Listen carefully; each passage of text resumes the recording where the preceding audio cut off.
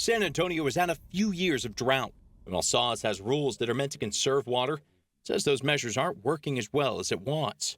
So the utility is considering some updates. For the vast majority of people out there, nothing really changes. We're still talking about once-a-week rules. First, increasing penalties for larger and repeat violators of drought restrictions, and putting those penalties as fees on their bills, rather than as citations, so customers outside San Antonio can't avoid them like they can now.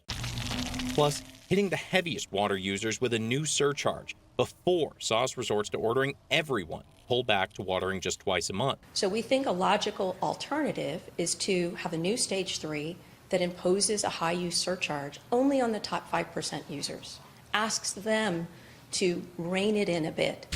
SAWS also wants to shift watering hours to earlier in the morning and later at night to help conserve power during peak evening hours, and start inspecting new irrigation systems to make sure they're up to snuff. There's one proposal that's apt to cause the most outcry. That has been the toughest conversation, is drip irrigation. Drip irrigation systems, which are different than soaker hoses, are more and more popular, and they don't have the same restrictions on use that sprinklers have.